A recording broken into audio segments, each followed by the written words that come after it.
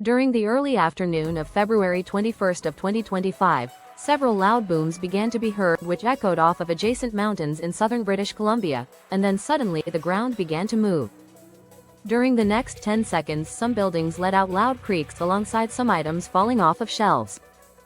This shaking was subsequently felt not just at a few smaller communities northwest of Vancouver, but also across the entirety of Vancouver proper, with ground motion soon eventually being felt across 2/3 of Vancouver Island, including in Victoria, and then in parts of the United States towns of Port Angeles, Bellingham, Everett, and Anacortes.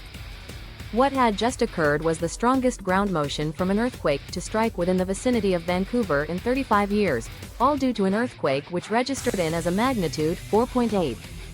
An estimated 9.5 million people felt this event, which was centered at shallow depths of 1 to 8 kilometers or 0.6 to 5 miles just northeast of Tetrahedron Peak.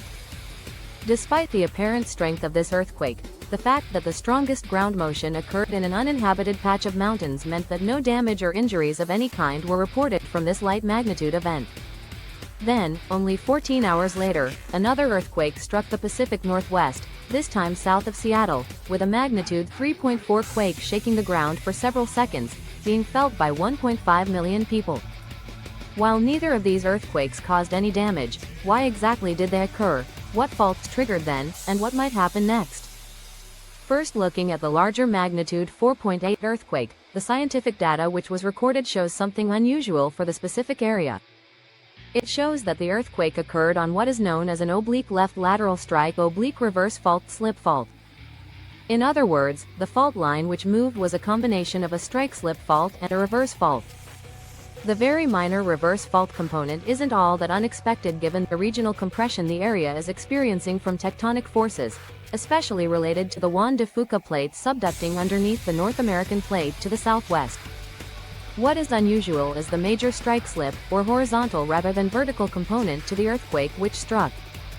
It suggests a second source of lesser regional stress, and what do you know, there are a series of known nearby parallel fault lines which have also moved in the same manner. Many, but not all regional lakes, streams, and rivers happen to parallel the orientation of these major faults. Take for example the obvious offset in this lake named Glacier Lake. Moving back to the quake epicenter, I was able to spot 4 regional fault lines which appear to have created faint lineaments still visible in the landscape today, presumably because they were geologically recently active. One of these faults happens to be right